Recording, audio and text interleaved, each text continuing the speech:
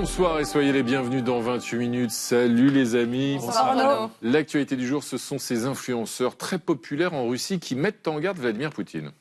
Владимир Владимирович, вас боятся. Народ вас боится. Такое ощущение, что мы уже не в свободной стране живем, а в какой-то запрещенной стране. Потому что власть, она служит людям, но никак не наоборот. Alors, ces avertissements sont-ils orchestrés par le Kremlin pour montrer un président attentif à son peuple, ou sont-ils le signe qu'il traverse une passe difficile? Sa popularité est en baisse, l'économie russe est en crise et l'armée est enlisée sur le front ukrainien. Le système Poutine peut-il vaciller? On en débattra. Puis on vous retrouvera en fin d'émission, Marie Bonisseau et Théophile Cossard. Est-ce que vous êtes allergique au pollen, Marie? Je crois que oui. Hein. Ouais, c'est un peu l'horreur. En ce moment, figurez-vous qu'il y a de plus en plus de personnes allergiques sur la planète. Le congrès des allergologues se tient d'ailleurs en ce moment même. L'occasion de se demander, les allergies, comment ça marche? Et vous, Marie? Un coffre-fort avec un trésor à l'intérieur. Ça n'arrive pas que dans les films. C'est la belle découverte d'un monsieur en Bavière dont je vous raconte l'histoire pour vous rendre tous jaloux. Eh bien, à tout à l'heure, les amis. Mais pour commencer, nous allons explorer le monde de l'édition en crise depuis que Vincent Bolloré a limogé brutalement Olivier Nora, qui dirigeait la prestigieuse maison Grasset. Cette décision est-elle le fruit de la concentration de l'édition française, désormais dominée par deux groupes, Hachette et Editis, aux mains de deux milliardaires? Comment mieux protéger les droits et la liberté des auteurs? On en parle dans un instant avec la critique littéraire et chef adjointe du service culture du Nouvel Obs, Elisabeth Philippe.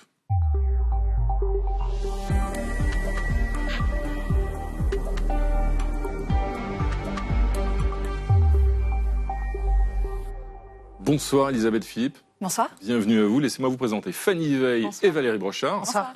Elisabeth Philippe, vous êtes donc chef adjoint du service culture du Nouvel Obs. Le Nouvel Obs qui consacre cette semaine sa une à l'affaire Grasset, le rapt de la culture, comment le milliardaire resserre son emprise réactionnaire. Le milliardaire en question, c'est Vincent Bolloré qui a répondu à l'émoi suscité dans le milieu littéraire par l'éviction d'Olivier Nora. Par cette formule, selon Vincent Bolloré, c'est une petite caste qui se croit au-dessus de tout et de tous. Alors cette affaire, est-ce que c'est juste une crise de nerfs à Saint-Germain-des-Prés ou est-ce que ça marque un vrai tournant, selon vous, dans le monde de l'édition? Non, ça marque un vrai tournant. Déjà, le simple fait que Vincent Bolloré réagisse, prenne le temps de réagir, c'est un changement, ça marque un tournant. Généralement, jusqu'à présent, tous les remous qu'il a pu susciter avec ses prises de décision, il était resté silencieux. Là, il prend la plume donc, dans son propre journal, le journal du dimanche. Et ça dépasse évidemment Saint-Germain-des-Prés, puisque ce que veut avant tout Vincent Bolloré, c'est avoir un effet sur la politique du pays, sur la France et notamment sur la prochaine élection présidentielle. Alors c'est ce qu'on va voir tout de suite parce que si vous êtes là, Elisabeth Philippe, pour parler de la crise de Grasset d'une part, puis au-delà de l'évolution du monde de l'édition en général en France, c'est que vous avez le profil idéal et il est signé Gaël Legras.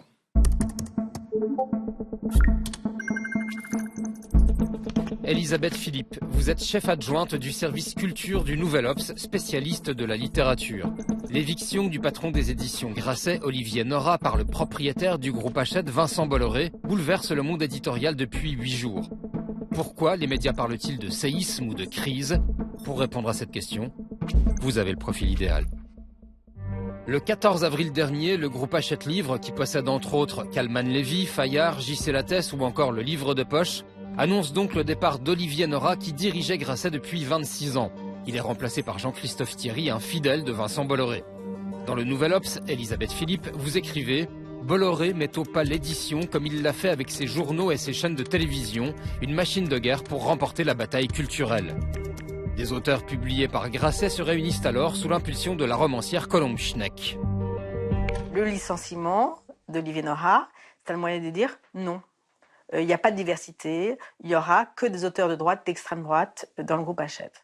Dans une tribune publiée le lendemain par le quotidien Le Monde, plus de 130 écrivains, dont Pascal Bruckner, Dany Laferrière, Delphine Orviller ou Virginie Despentes, annoncent quitter Grasset.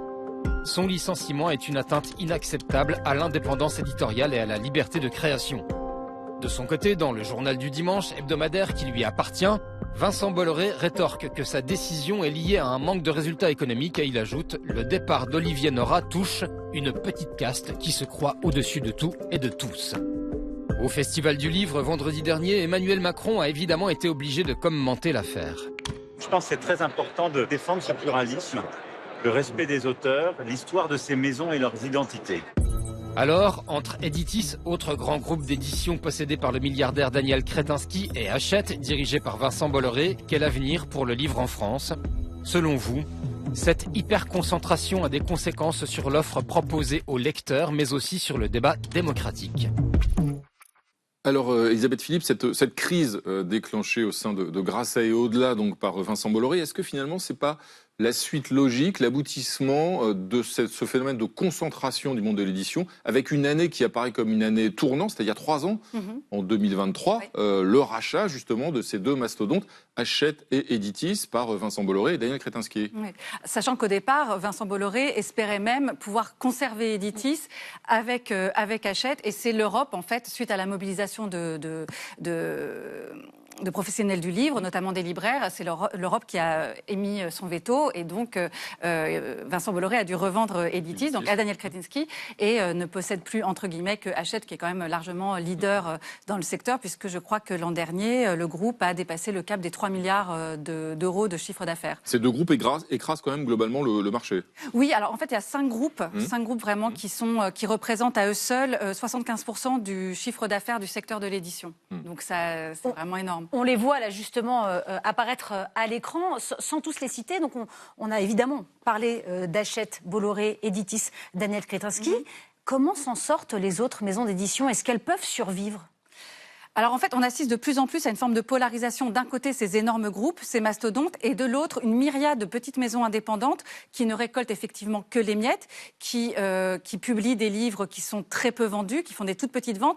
Et en fait, le principal effet de tout ça, c'est la disparition de ce qu'on appelle l'édition intermédiaire, donc ce qui jusque-là finalement faisait le cœur de l'édition et du secteur du livre. Donc tous ces livres qui se vendaient entre 10 000 et 20 000 exemplaires, tout ça est en train de disparaître. Alors pour bien comprendre en quoi cette concentration, et notamment le cas de Vincent Bolloré, la façon dont il gère désormais le groupe Hachette, peut menacer ou pas, selon vous, le pluralisme de la pensée, le pluralisme de l'édition. Pourquoi est-ce que c'est une menace à vos yeux ? Parce que Vincent Bolloré, contrairement à d'autres actionnaires, lui, il a vraiment une visée idéologique. Il veut imposer une vision de la France, une vision ultra-réactionnaire, catholique, intégriste, et il le fait notamment par Fayard. Fayard, c'est vraiment le vaisseau amiral de son groupe d'édition. C'est là qu'il a commencé à imposer ses idées. Il y a 2 ans, c'est ça. Il y a 2 ans, il a imposé une éditrice, Lise Boel, qui est l'éditrice historique de Nicolas Sarkozy, qui a publié ensuite Jordan Bardella, Philippe de Villiers, Gilles-William Goldnadel, enfin toute la galaxie. Éric Zemmour. Éric Zemmour, évidemment. Cette galaxie qu'on retrouve dans tout l'écosystème Bolloré, parce que c'est vraiment un écosystème. Il y a évidemment la maison d'édition, mais il y a aussi, on le sait, les médias, avec la radio, Europe 1, la chaîne de télévision, CNews, etc. Fayard, justement, était réputé pour être une grande maison de publication, notamment d'histoire, et d'histoire en particulier. C'est vrai qu'il y a des historiens qui ont choisi, qui essaient d'en partir, justement. Qui essaient d'en partir, et surtout de récupérer leurs droits, c'est-à-dire qu'ils ne veulent plus que leurs textes, leurs œuvres, leurs essais soient dans le même catalogue que le livre de Jordan Bardella, par exemple. Et justement, Fanny, ces derniers jours, à la suite de l'éviction d'Olivier Nora de Grasset, il y a des centaines d'auteurs qui réclament dans des tribunes la création de ce qu'ils appellent une clause de conscience. Oui, cette clause qui autorise les journalistes à quitter leur rédaction en étant indemnisés malgré tout lorsqu'un changement notable de cette rédaction intervient et risque de nuire à leur réputation, leur honneur ou leurs intérêts. Pour les auteurs, pas de clause de conscience puisqu'ils ne sont pas salariés. Leurs contrats sont très encadrés par le droit, le code de la propriété intellectuelle.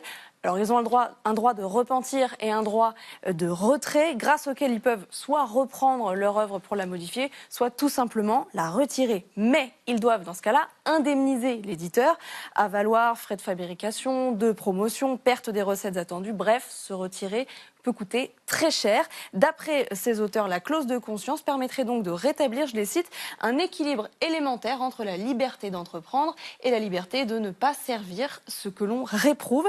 D'après vous, Elisabeth Philippe, est-ce qu'elle est nécessaire, cette clause de conscience, et est-ce que juridiquement elle est réaliste ?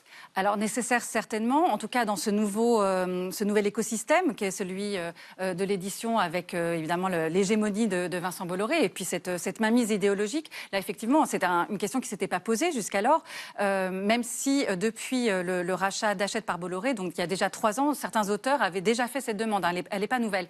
En revanche, quant à sa mise en application, là ça paraît beaucoup plus compliqué. Donc moi je suis pas juriste, mais apparemment ça ne peut fonctionner qu'au cas par cas. Puis on entend déjà des professionnels de l'édition, notamment Denis Oliven, par exemple, qui est le patron d'Editis, dire que ça va poser des problèmes parce que l'édition, c'est pas une industrie comme les autres. C'est-à-dire que les éditeurs vont investir sur un auteur, mais la rentabilité, ce terme est affreux et souvent plutôt détesté par les gens de ce milieu, mais en tout cas, il va falloir du temps pour obtenir un retour sur investissement avec un auteur. Et parfois, on n'en obtient pas du tout.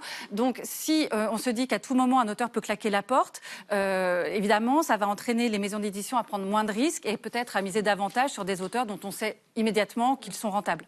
On parle de l'édition, mais l'enjeu aussi est plus global avec la distribution, la commercialisation. Vincent Bolloré a aussi racheté les réseaux de distribution, notamment avec les relais dans les gares, dans les aéroports. Ça pose un problème ? Alors, les relais, c'est pas une part très importante des ventes de livres, mais pour autant, c'est très symbolique parce que je ne sais pas si vous avez fait l'expérience dernièrement de rentrer dans un relais. Alors, certes, ils ne mettent pas en avant que les livres Fayard. L'idée, en gros, des relais, c'est de commercialiser surtout des best-sellers. Mais la stratégie de Fayard, c'est de publier tous ces best-sellers en même temps. Ce qui fait que quand vous arrivez dans un relais, vous avez vraiment un mur de livres Fayard et ça donne vraiment une impression de pensée complètement uniforme, de pensée unique. C'est une vitrine. Et ça a vraiment des allures de machine de guerre, en fait. La clause de conscience qu'on évoquait, est-ce que c'est pas aussi un peu un aveu d'échec? C'est-à-dire que ça veut dire qu'on ne peut rien faire contre l'effet de cette concentration et peut-être la gestion, le mode de gestion de certains propriétaires, comme Vincent Bolloré ou pourquoi pas d'autres. Et donc, on entérine déjà cet acte de fait et on se soucie d'indemniser les auteurs. Alors, je sais qu'il y a aussi des personnalités politiques, notamment Aurélie Filippetti, qui appellent de leur vœu des lois anti-concentration, comme c'est le cas pour les médias. Là, ça serait peut-être plus intéressant de penser en termes de structure qu'en termes d'individus et de contrats au cas par cas, parce que c'est aussi ça qui va se jouer, ça va se jouer au cas par cas. Et tout ça se déroule, cette crise, Elisabeth Philippe, dans un marché qui se passe très mal, qui est en très mauvais état. Les ventes de livres sont en train de s'effondrer depuis le début de l'année. Là, le premier trimestre, est très mauvais. Librairies fermes.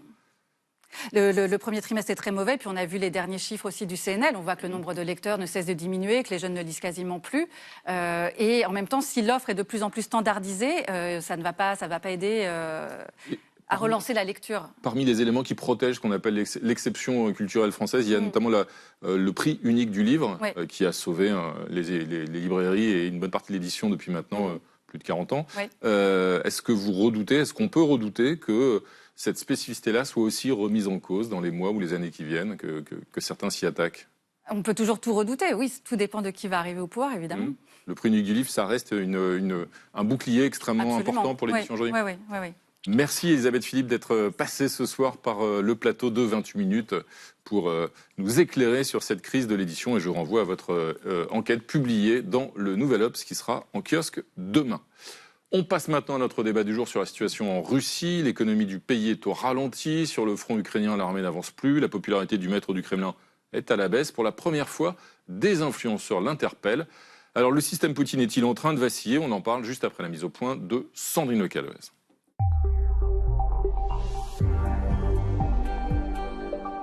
Elles sont russes, influenceuses, et depuis quelques jours, elles interpellent Vladimir Poutine, comme cette vedette de la télé-réalité domiciliée à Monaco. Владимир Владимирович, вас боятся. Люди сейчас гуглят, яндексят, как можно переехать из России и жить в другую страну. Это сейчас один из самых популярных запросов, кстати. Assiste-t-on à une vraie fronde anti-Poutine ou à une opération orchestrée par le Kremlin pour débusquer les voix critiques? Ces journalistes russes exilés aux Pays-Bas s'interrogent. Tout le monde parle du fait que Victoria Bonia se serait exprimée contre Poutine, qu'elle serait la nouvelle figure de l'opposition. En réalité, elle n'arrête pas de le flatter. Elle dit que c'est un président fort. Ils y croient vraiment que Poutine n'est pas au courant ou ils disent ça pour la forme? Le Kremlin n'a pas condamné la vidéo. Il dit prendre en compte les critiques adressées par le peuple, notamment celles sur les fréquentes coupures Internet. Censées réduire le risque d'attaque de drones ukrainiens, ces restrictions tapent sur les nerfs des Russes depuis des semaines. On a l'impression d'avoir été téléporté 20 ans en arrière. Et cette grogne se ressent dans les sondages d'opinion. La cote de confiance de Vladimir Poutine fléchit sur fond d'activité économique au ralenti. Il l'a lui-même reconnu la semaine dernière pour la première fois. Les statistiques montrent que la croissance économique est malheureusement en baisse depuis 2 mois consécutifs. La guerre en Ukraine pèse sur l'économie russe, d'autant qu'après 4 ans de conflit, la ligne de front semble figée. Des Russes n'hésitent plus à confier leur lassitude. Nous attendons tous avec la plus grande impatience que cette affaire profondément fratricide prenne fin. Nous l'attendons vraiment. Alors, entre le conflit en Ukraine qui s'éternise, le déclin économique et la censure sur Internet, le système Poutine est-il en train de vaciller? L'homme fort de Moscou donnerait-il des signes de faiblesse? Eh bien, merci à tous les trois de nous avoir rejoints pour répondre à ces questions tous ensemble. À mes côtés, Jean de Glignasti, bonsoir, bienvenue. Vous êtes directeur de recherche à l'IRIS, ancien ambassadeur de France en Russie. Vous avez publié aux éditions Erol Géopolitique de la Russie. Et selon vous, la crise économique, les mesures répressives comme la censure d'Internet pourraient être acceptées par la population russe au nom de la défense du pays, au nom de la défense de la Russie. Mais si la Russie ne gagne pas la guerre, évidemment, ces mesures n'ont plus de sens. À vos côtés, Clémentine Fauconnier, bonsoir. Bonsoir. Bienvenue, vous êtes maîtresse de conférences en sciences politiques à l'Université de Haute-Alsace, spécialiste de la politique russe. Et vous publiez demain un nouvel ouvrage, La Russie de Poutine, du tournant autoritaire à la guerre, aux éditions Le Cavalier Bleu.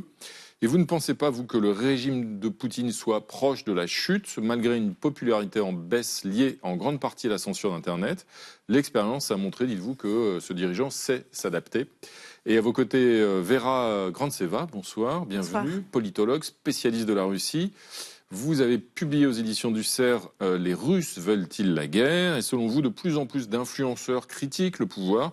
Cela pourrait s'inscrire dans une stratégie d'influence, justement, liée à certains cercles du Kremlin, afin d'alerter Vladimir Poutine sur le mécontentement qui monte dans une part croissante de la population. Tout de suite, pour ouvrir le débat, Valérie, vous avez une influenceuse qui est même l'influenceuse du jour. Exactement, elle s'appelle Victoria Bonia. Elle rassemble 13,6 millions d'abonnés sur son compte Instagram. Cette influenceuse russe vit désormais à Monaco. Eh bien, elle s'est adressée directement au maître du Kremlin en ces termes. Vous allez les découvrir. Vladimir, les gens ont peur de vous. Je pense qu'entre vous et nous, les gens ordinaires, il y a un mur infranchissable.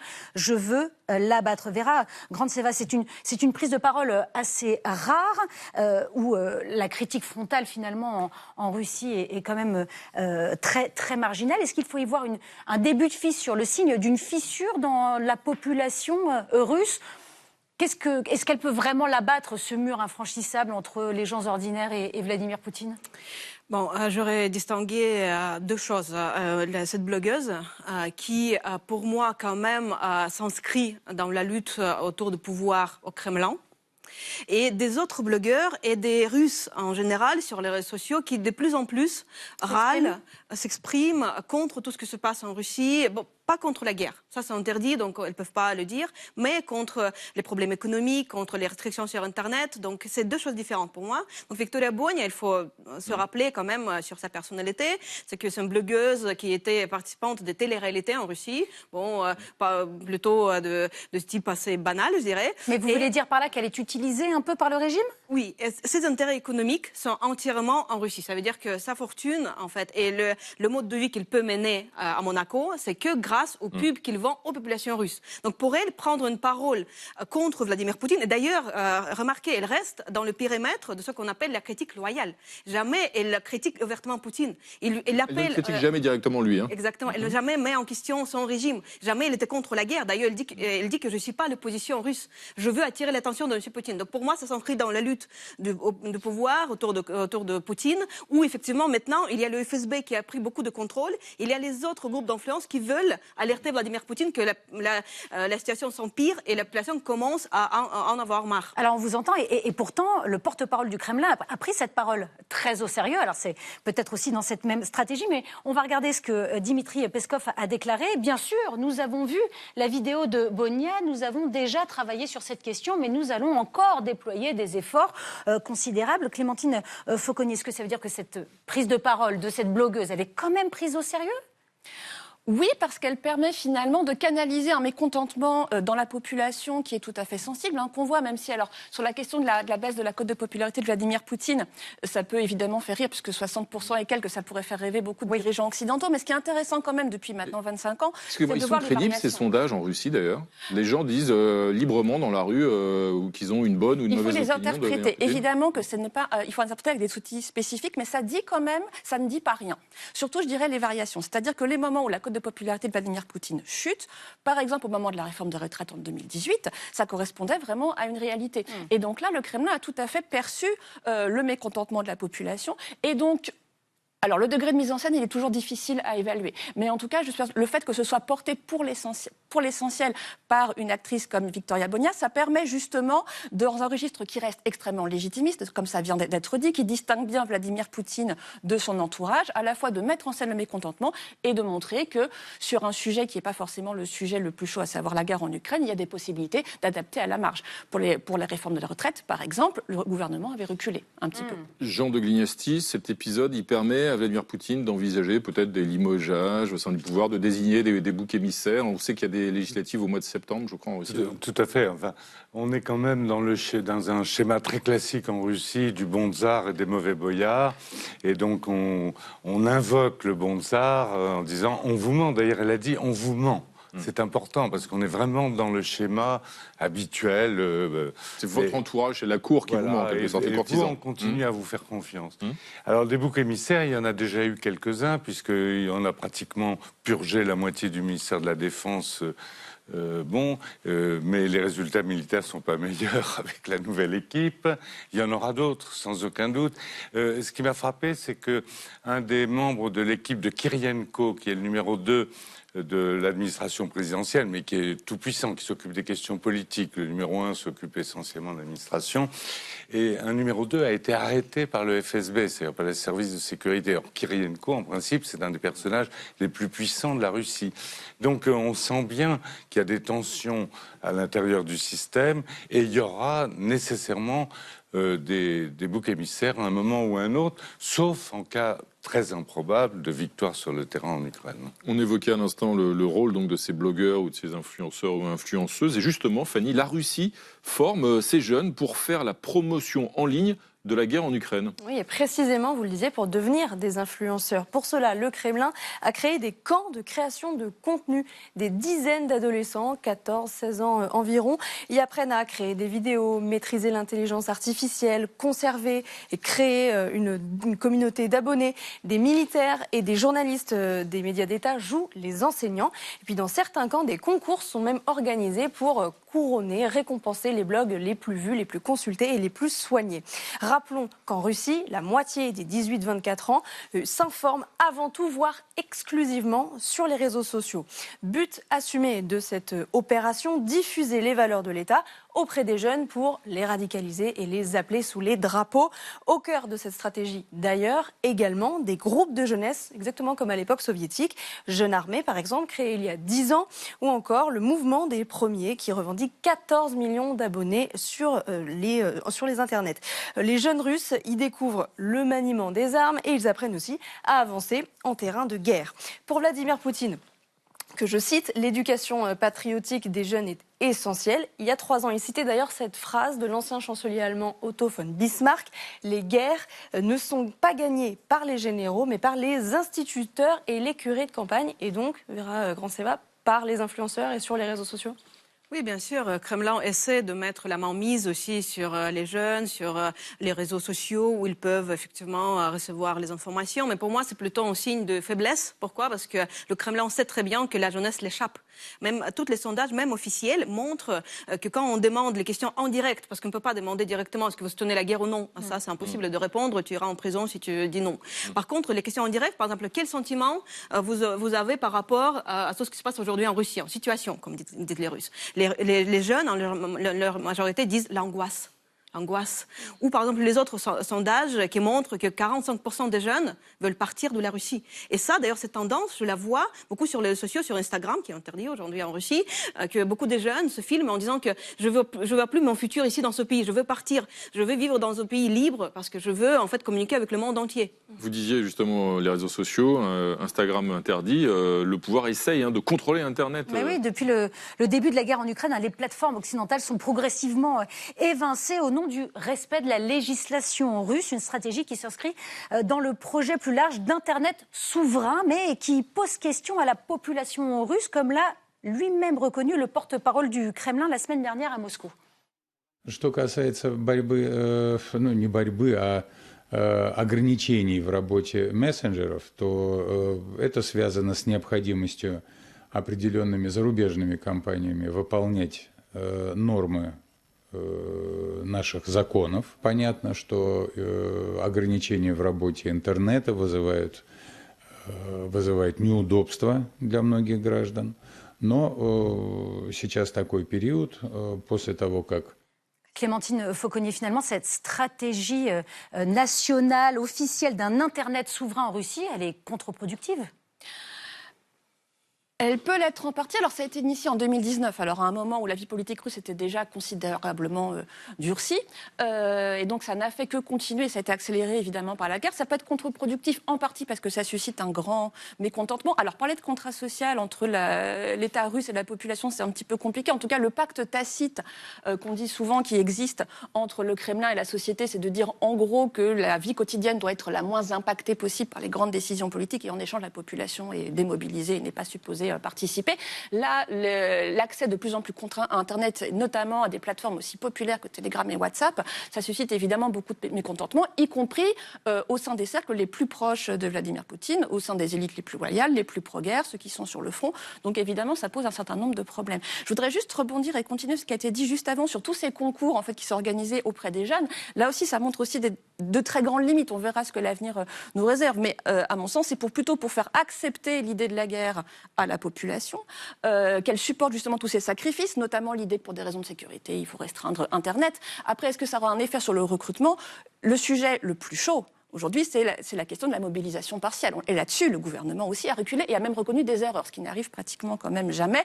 Et la très grande crainte, c'est qu'il y ait à nouveau une seconde mobilisation. Donc ça montre bien aussi quand même les très grandes limites. Oui, il y a de la communication. On fait sous-traiter à la population, aux jeunes, une partie du travail de communication. Ça fait partie de l'ADN du poutinisme depuis très longtemps. Maintenant que ça sert vraiment à recruter massivement les jeunes, je serais très surprise. Vous parliez à l'instant du front, vous l'avez évoqué. Jean de Glignassi, est-ce que justement l'interdiction de Telegram, le fait que la plateforme russe de la messagerie russe Max ne fonctionne pas très bien, est-ce que ça a un impact sur les opérations russes sur le terrain? Est-ce qu'elles ont pâti ces opérations? Alors oui, bien sûr. Parce que d'abord les soldats communiquent entre eux sur Telegram. Et il y a toute une communication tactique en disant attention, ils sont à 300 mètres, etc. Tout ça, ça se fait en immédiat sur Telegram. Alors sans Starlink, parce qu'Elon Musk a supprimé Starlink, sans Telegram, déjà, il y a un inconvénient purement militaire. Il y a aussi le fait que les banques, c'est un impact économique majeur. Il y a eu une journée noire des banques. Les gens ne pouvaient plus retirer de l'argent, etc. Donc, en fait, non seulement il y a un mécontentement de la société civile, mais il y a un mécontentement des opérateurs économiques et il y a un mécontentement qu'on voit à travers les 1000 bloggers, c'est-à-dire ces bloggers militaires très nationalistes. Il y a un mécontentement au niveau des forces armées. Donc ça fait la totale. Vera Ganseva, on sait en Russie combien de Russes détournent ces interdictions avec des VPN, par exemple? J'avais lu 30% de la population, ça me paraît énorme. C'est possible?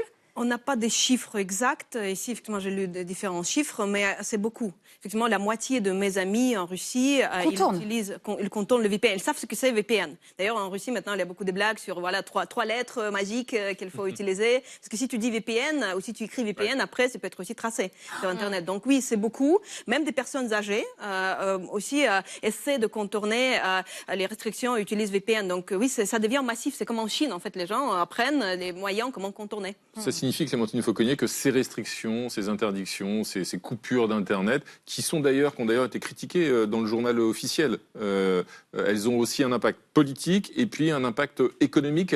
Elles entravent le développement de la Russie et donc elles nuisent à la situation économique? Oui, elles ont un impact de tous les points de vue. Et d'ailleurs, c'est peut-être l'exemple par excellence de ce que la guerre en Ukraine fait à la Russie en général, c'est-à-dire au détriment du développement de la société, qui occasionne donc des fuites, une migration massive de la frange la plus créative et la plus active de la population. Ça a évidemment un résultat désastreux sur l'économie. Donc ça montre bien tous les sacrifices qui sont faits au nom de cette guerre, dont pour l'instant on ne voit pas bien comment Vladimir Poutine pourra en sortir. Est-ce qu'il y a aussi de la liberté d'expression qui est quand même sauvegardée à la télévision russe ou pas du tout? À la télévision russe, non. Jamais. Absolument pas. La liberté d'expression, elle était justement dans les réseaux Internet, sur les sites, sur les VPN, etc. C'est ça. Là. Et donc, c'est celle-ci à laquelle les forces, enfin le FSB, les forces de sécurité, cherchent à s'attaquer. On leur a laissé la bride sur le cou et on doit le regretter maintenant. On évoquait l'impact de ces coupures d'Internet, de l'interdiction d'un certain nombre de réseaux sur l'économie aussi. Quelle est aujourd'hui la situation de l'économie ? Vladimir Poutine lui-même a reconnu qu'au mois de janvier et février, la croissance avait baissé en Russie. C'est la première fois qu'il le reconnaît officiellement. Et ça montre que la situation économique devient plus compliquée ? Elle est plus compliquée à la fois à court terme et à long terme. Effectivement, sur les 3 premiers mois, c'est une décroissance, donc c'est une récession, mais ça, ils espèrent que ça reparte au mois de mai. Il y a une inflation qui est officiellement à 6%, mais qui est beaucoup plus, probablement le double. Et pourquoi Vladimir Poutine a-t-il reconnu cette décroissance ? C'est assez parce qu'il dit il y a un problème, je vais le traiter. D'accord. Ça fait, c'est un peu. Et alors surtout, il compte sur la crise du Golfe, mais ils ne le font pas trop. Justement, ils sont pas du tout triomphants. Le prix du pétrole a doublé. Il avait diminué de 45% en début d'année, et là, il a doublé. Et chaque fois, ça leur rapporte 2 milliards de dollars en plus dans le budget, mais il ne crie pas trop victoire parce qu'il sait bien que, disons, le mouvement à long terme est négatif pour l'économie russe. Vera Granceva, est-ce que ces chiffres, dits de la bouche même de Vladimir Poutine, est-ce qu'on peut leur faire confiance ou est-ce que finalement la situation n'est pas bien pire que ce qui est annoncé par le gouvernement russe ? Bien sûr que Vladimir Poutine minimise le problème. Néanmoins, il les admet. Parce qu'effectivement, il y a un tel déjà mécontentement en Russie qu'il faut que le guide supérieur aussi s'exprime et montre au peuple qu'il est conscient des problèmes que le peuple a tous les jours. Donc après, il faut écouter ce que Poutine a dit après, en fait. Oui, il a admis les problèmes économiques. Par contre, vous savez, il a donné une explication qui a fait beaucoup rire les Russes. J'ai vu ça sur les réseaux sociaux beaucoup. Parce qu'il a dit que pourquoi on a ces problèmes ? Parce qu'en janvier, il y avait 2 jours de plus fériés. Et en février, encore 1 jour de plus. Et du coup, beaucoup des Russes, ils se sont dit, bon, ils se moquent de nous. On sait très bien d'où viennent des problèmes russes. On sait que 40% du budget russe actuel est dépensé pour la guerre. Donc, bien évidemment que ça se fait au détriment du développement économique et du niveau de vie des Russes au quotidien. Il y a le poids de la guerre dans l'économie russe depuis maintenant plusieurs années. Puis il y a aussi des sanctions qui ont été infligées par l'Union européenne. Alors, est-ce qu'elles pèsent ou pas sur la situation de l'économie russe ? En tout cas, ça fait des années que l'Union européenne a infligé d'ailleurs au total une 20aine de trains de sanctions à l'économie russe. Et le tout premier de ces trains de sanctions remonte à 2014, lorsque Vladimir Poutine s'apprêtait à annexer la Crimée. C'est notre archive du jour. Illégal, illégitime. Alors arrivés à Bruxelles ce matin, les Européens n'ont pas de mots assez durs pour dénoncer le référendum en Crimée. Autour de la table, les ministres planchent donc sur des sanctions. Elles sont décidées en fin d'après-midi. L'Europe vise 21 personnes, dont 13 oligarques russes et 8 responsables ukrainiens. Dès ce soir, leurs avoirs sont gelés et ils n'ont plus le droit de voyager dans l'Union européenne. Ce que nous visons, c'est à la fois de faire preuve de fermeté par rapport à une décision russe qui est inacceptable et en même temps d'ouvrir les voies du dialogue pour empêcher l'escalade. Clémentine Fanconi, on en est aujourd'hui au 20e paquet de sanctions. La Russie est toujours là, debout. À quoi servent ces sanctions ? Ça participe quand même de la situation économique très difficile dans laquelle se trouve la Russie. Ça continue quand même aussi, d'un point de vue diplomatique, géopolitique, à montrer l'engagement, notamment de l'Union européenne, en faveur des Ukrainiens. Après, ce qui est intéressant aussi dans la situation actuelle et la façon dont Vladimir Poutine, et puis une partie là récemment au Forum économique de Moscou, il y a eu des économistes qui ont eu vraiment des discours très alarmistes sur la situation économique. Et récemment, il y a quelques jours, Poutine a reçu des oligarques. Voilà, pour leur dire qu'il fallait qu'ils contribuent. Donc là, on voit très bien aussi comment le patron du Kremlin est en train de tourner la situation en désignant de fait potentiellement des responsables, en tout cas d'où pourrait éventuellement venir la solution. En revanche, ce qui était attendu au début lors des premiers paquets de sanctions, c'était d'espérer une espèce de fissure au niveau des élites et qu'il y aurait une désolidarisation. Ça n'a pas marché. Jean de Glier, c'est même l'inverse. Oui. Ça a contribué à renforcer la solidarité. Les sanctions dont les oligarques dont les biens ont été confisqués en Europe et qui envisageaient de quitter la Russie sont venus en Russie. On leur a dit venez chez nous, vous serez protégés, etc. Pardon. Je vous en prie, non, il y a l'impact de ces sanctions sur l'économie russe et donc sur les choix des uns et des autres. Et puis, de l'autre côté, il y a le fait aussi que Vladimir Poutine vient de perdre un allié en Europe, avec la défaite de Viktor Orban en Hongrie, et l'Union européenne qui a donc débloqué, aujourd'hui même d'ailleurs, le fameux prêt de 90 milliards d'euros à l'Ukraine, qui avait été adopté au mois de décembre dernier, mais qui était bloqué jusque-là. Est-ce que ça aussi, ça change la donne sur le plan militaire d'abord, évidemment, avec la guerre en Ukraine, et puis globalement sur le paysage économique et sur la situation en Russie? Je crois que ça change la donne. Enfin, je crois que ça oblitère encore plus les chances de gagner sur le terrain, parce que l'Ukraine était un peu étranglée financièrement, et donc là, ça y est, elle a une bouée de sauvetage. Actuellement, les Russes, c'est l'offensive de printemps. Je pense que si Poutine espère que ça réussisse, mais si ça réussit pas, tous les problèmes que nous avons décrits à l'instant vont être démultipliés. Donc, il mise beaucoup sur un succès de l'offensive. Les Russes n'avancent pas sur le terrain. N'avancent pas. En mars, ils n'ont pas bougé d'un centimètre. Donc les 90 milliards, ça va permettre à l'Ukraine de tenir bon. Justement, sur ce front un peu figé, en tout cas côté russe, depuis mars 2023, est-ce que ça aussi, la population le sait et peut-être ça pèse aussi sur l'opinion qu'elle a du gouvernement russe? Bon, la population ne suit pas de près tout ce qui se passe au front. Oui, la population a pris une distance avec cette guerre, donc ils juste attendent que ça se finisse. En 2024, il y avait un espoir lié, en 2025, lié au Trump. Les Russes me disaient beaucoup, attends un peu, ça va se régler dans quelques mois, voire 24 heures. Bon. C'est ce qu'avait promis Donald Trump, de faire la paix très rapidement, voire même en 24 heures. C'est pourquoi aussi les Russes ont tenu, c'est pourquoi ils n'ont pas râlé avant. Et quand ils ont vu un an plus tard, en janvier 2026, que non, Trump, c'est pas une solution, ça fonctionne pas, effectivement, ils ont commencé à être plus déçus. Et surtout, ce que je sens dans le peuple russe aujourd'hui, c'est pas qu'ils sont mécontents avec la situation économique, mais surtout qu'ils voient pas les perspectives, la porte de sortie. Ils se disent que dans tous les cas, ça va être des problèmes pour nous. Si la Russie gagne, bon, peut-être Poutine va faire d'autres guerres, donc ça va être sans fin. Si on perd, on va être une nation de fait, c'est très humiliant, et on va surtout payer les réparations à un pays qu'on a bombardé pendant 4 ans. Donc c'est un désespoir qui s'installe profondément en Russie aujourd'hui. Merci à tous les trois d'être venus débattre ce soir sur le plateau de 28 minutes. L'actualité toujours dans un instant, mais vue par Théophile Cossa et Marie Bonisseau. C'est le printemps, vous avez le nez qui coule, vous éternuez, sans doute êtes-vous allergique au pollen. Et Théophile va nous expliquer les allergies, comment ça marche. Marie, elle, va nous raconter l'histoire d'un coffre-fort d'occasion bien garni acheté sur Internet par un chineur vénard. Mais d'abord, Thibaut Nolte, notre dictionnaire sur pattes, décortique le mot vedette du jour ce soir.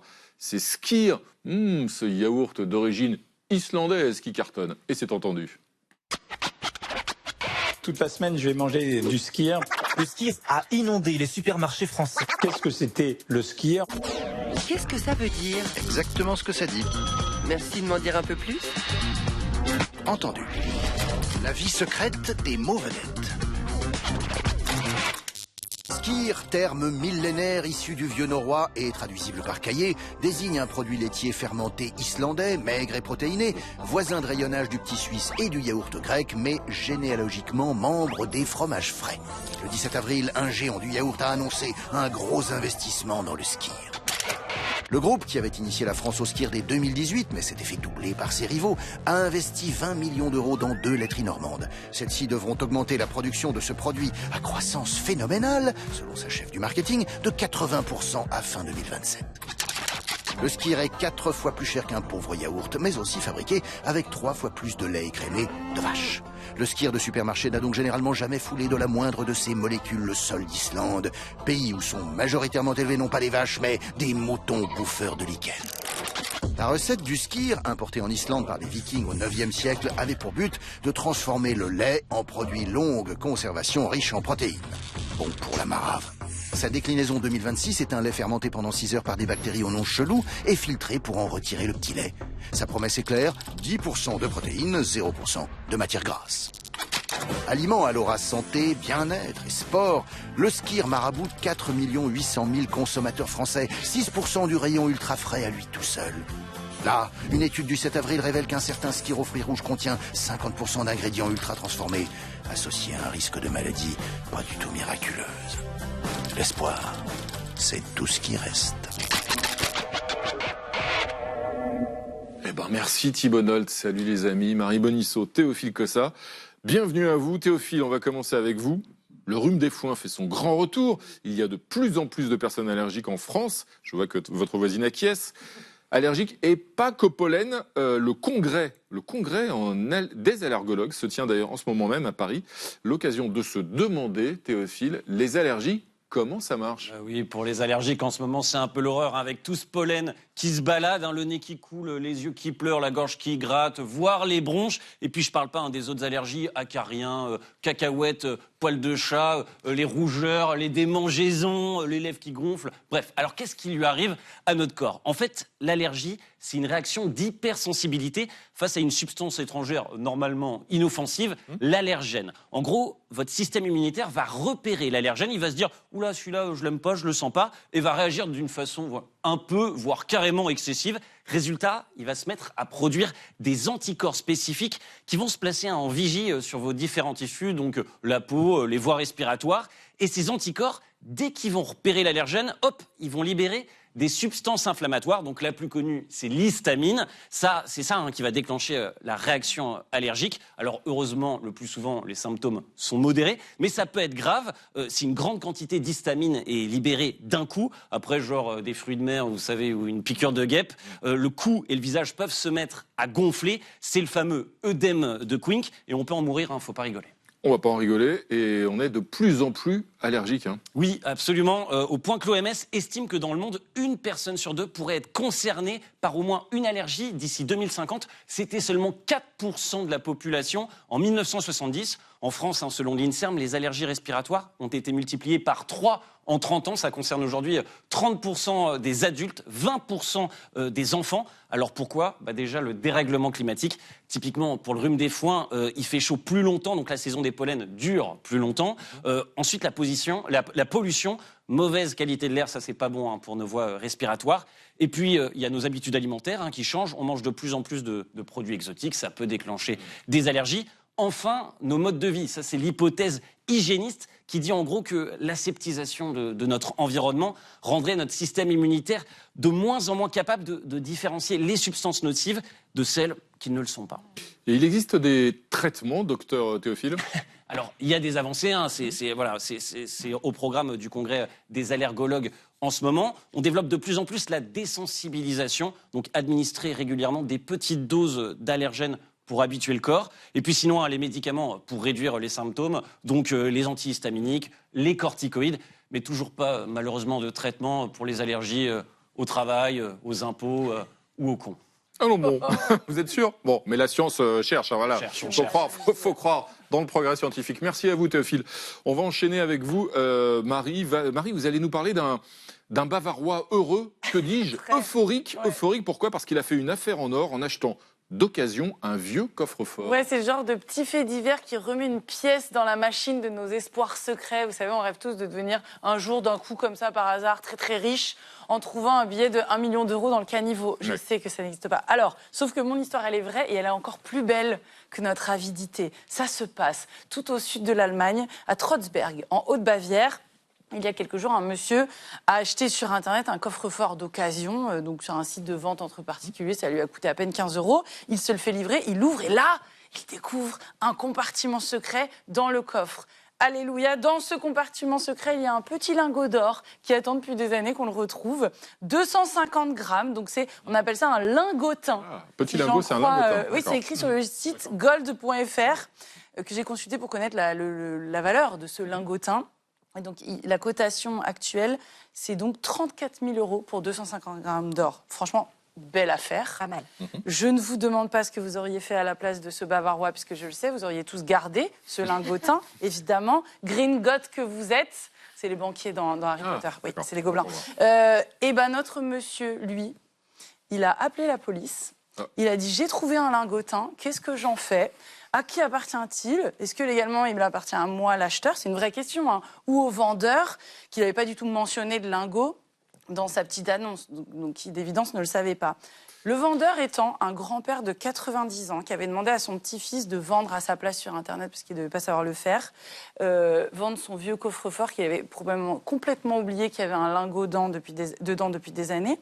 La police a donc contacté cette famille et c'est le journal Der Spiegel qui nous apprend le fin mot de cette histoire. Tout le monde est content, paraît-il. Aucun litige. Le lingotin va être rendu et celui qui l'a trouvé aura une récompense. On ne sait pas de combien, mais on s'en rappellera la prochaine fois que vous trouvez un billet de 1 million d'euros dans le caniveau. Avant de partir avec, vous demandez s'il y a quelqu'un autour de vous. Et si vraiment vous n'avez pas le temps... Vous devriez trouver normalement. S'il vous plaît. Et si vraiment on n'a pas le temps d'attendre que le dieu de la fortune se penche sur notre petite vie, eh bien sachez qu'en Angleterre et aux États-Unis, il y a des ventes aux enchères régulièrement de bagages perdus dans les aéroports et dans les gares. C'est très à la mode depuis le Covid, paraît-il. Donc vous achetez une valise comme ça, vous ne savez pas ce qu'il y a dedans. Et qui sait, vous y trouverez peut-être les caleçons en or d'un inconnu. Les calçotins, pardon. Calçotins, les petits caleçons. C'est ça. Merci Marie, merci à tous les amis, merci de votre fidélité. À demain, 20h05. Tchuss.